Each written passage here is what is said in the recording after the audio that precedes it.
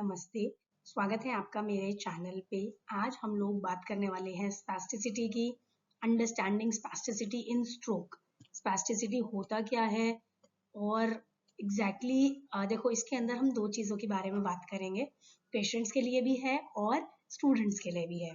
ठीक है, तो स्पैस्टिसिटी होता क्या है? स्ट्रोक के बाद होने वाली कॉम्प्लिकेशन है स्पैस्टिसिटी। अगर मैं बच्चों के लिए बात करूं तो it is a velocity dependent increase in the muscle tone. जो थेरेपिस्ट हैं वो ये बात समझते होंगे। जो पेशेंट है उनके लिए बता दूं कि जब स्ट्रोक होता है, पैरालिसिस होता है, फालिज का अटैक पड़ता है, तो हमारा जो दिमाग है और शरीर है उसके बीच में जो तालमेल होता है वो कमजोर हो जाता है, जिसकी वजह से जो मांसपेशियां हैं वो जरूरत से ज्यादा सख्त या फिर खिंची हुई हो जाती हैं। ठीक है, उसको हम बोलते हैं स्पैस्टिसिटी। जब आपको कभी कभी ऐसा महसूस होता है कि मेरी तो मांसपेशियां बड़ी खिंची हुई हैं, बहुत टाइट हो गई हैं, मैं तो हाथ ही नहीं खुल रहा।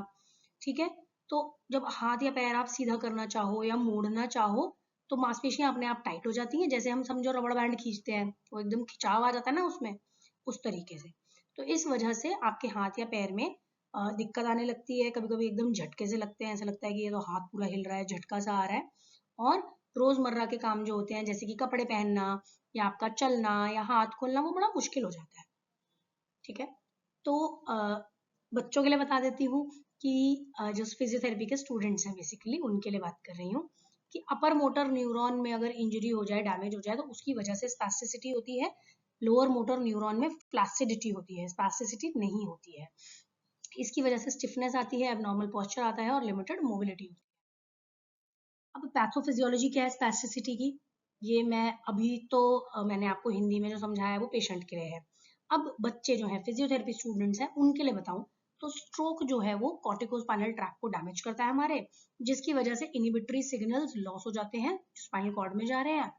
इसकी वजह से स्ट्रेच रिफ्लेक्स की ओवर एक्टिविटी हो जाती है, तो इसीलिए एक्साइटेटरी और इनिबिटरी इनपुट्स में इम्बैलेंस हो जाता है। जो मैंने बोला कि दिमाग का शरीर से जो तालमेल है वो खराब हो जाता है। क्लिनिकल फीचर्स क्या है स्पैस्टिसिटी के? क्या होता है स्पैस्टिसिटी में? इंक्रीज मसल टोन, मतलब कि जो स्टिफनेस होती है, अकड़ापन होता है, वो बढ़ जाता है। क्लोनस, जो कि इनवॉलंटरी रिदमिक मूवमेंट होती है, कॉन्ट्रैक्शन होती है, जैसे कि मैं बताया कि झटके से लगते हैं, ऐसा लगता है कि जैसे हाथ सा हिल रहा है। हाइपर रिफ्लेक्सिया, रिफ्लेक्सेस जो है वो ज्यादा शो होते हैं। एबनॉर्मल लिम्ब पोस्चर्स, जैसे हाथ खोलना चाहो तो खुलेगा नहीं, टेढ़ा पड़ेगा, या मोड़ना चाहो तो मुड़ेगा नहीं। रिड्यूस्ड वॉलंटरी कंट्रोल मूवमेंट, खुद से आप अगर कुछ भी करना चाहो, आप चाहो कि मैं यहाँ से ये पेन उठा लूं, वो आप उठा ही नहीं पाओगे। ठीक है, प्रॉपर कंट्रोल आएगा ही नहीं क्योंकि दिमाग से शरीर का तालमेल खराब हुआ है। असेसमेंट टूल्स क्या है इसके? ये तो स्पेशली फिजियोथेरेपी के लिए, स्टूडेंट्स के लिए ही है।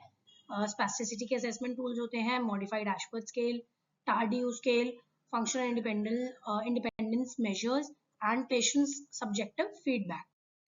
कॉम्प्लिकेशन क्या आ सकती है? अब स्पैस्टिसिटी तो हो गई, लेकिन इसमें कॉम्प्लिकेशन हो क्या सकती है? पहला, पेन या डिस्कम्फर्ट हो सकता है, अकड़ापन होने के कारण दर्द हो सकता है या अनईजी लग सकता है। कॉन्ट्रैक्चर आ सकते हैं, जॉइंट डिफॉर्मिटी की, भाई बंदे को प्रॉब्लम होती है हाथ खोलने में, उसने खोलना ही बंद कर दिया, उसने बंद करके ही रखा हाथ को। ठीक है, फंक्शनल मोबिलिटी कम हो सकती है कि बंदे से हाथ तो खुल ही नहीं रहा, वो खोलने की कोशिश भी नहीं करता कि अब मैं हाथ खोलूंगा ही नहीं, चलाऊंगा ही नहीं हाथ। डिफिकल्टी विद एडीएल्स, रोजमर्रा के काम करने में तकलीफ होना। और क्योंकि आपसे काम नहीं हो रहा तो जो आपका ध्यान रख रहा है, आपकी केयर कर रहा है, उसके ऊपर ज्यादा भार पड़ता है, उसके ऊपर ज्यादा जोर पड़ता है। अब मैनेजमेंट अप्रोचेस क्या है, कैसे इसको हम मैनेज कर सकते हैं, कैसे इसका इलाज कर सकते हैं, कैसे इसको ठीक कर सकते हैं? Physiotherapy is the main stay, सबसे जरूरी चीज है फिजियोथेरेपी। फिजियोथेरेपी में हम क्या क्या कर सकते हैं? Stretching, range of motion exercise, positioning, splinting, strengthening antagonist muscles and task specific training.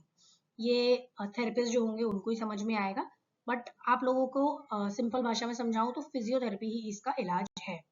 उसके अलावा दवाइयां ले सकते हैं, कुछ कुछ बोटॉक्स या बैक्लोवेन, एंड सर्जिकल इंटरवेंशन हो सकती है अगर बहुत सिवियर केस हो गया, कॉन्ट्रैक्चर बन गया है तो। फिजियोथेरेपी की जो एक्सरसाइजेज हैं उसके अंदर पैसिव स्ट्रेचिंग आ जाती है, वेट बियरिंग एक्सरसाइजेज आ जाती है, functional electrical stimulation FES, constant induced movement therapy and gait training and balance training. इसके बारे में डिटेल में बात कर सकते हैं अगर आप चाहो। You can leave comment below and we can talk about it. आप बता देना कमेंट्स में कि हमें इस बारे में या इन टेक्निक्स के बारे में और डिटेल में बात करनी है तो we can discuss, there is no problem. अब लास्ट है समरी। स्पैस्टिसिटी सबसे कॉमन है, स्ट्रोक की कॉम्प्लिकेशन अपर मोटर न्यूरॉन के डैमेज से ही आती है स्पैस्टिसिटी। इसकी वजह से स्टिफनेस, पेन या फंक्शनल लिमिटेशन हो जाती है। असेसमेंट से ट्रीटमेंट करना बड़ा आसान हो जाता है। अगर आपने असेसमेंट ठीक किया ना तो ट्रीटमेंट आपका ठीक ही होगा, असेसमेंट गलत हो गया तो ट्रीटमेंट गलत ही होगा। फिजियोथेरेपी सबसे इम्पॉर्टेंट है इन मैनेजमेंट, ये ध्यान रखिएगा। आज के लिए इतना ही। Thank you for watching. Subscribe कर देना अगर ऐसा ही सेम कंटेंट और देखना है आपको। कमेंट कर सकते हो कोई भी अगर डाउट हो तो। Thank you for watching.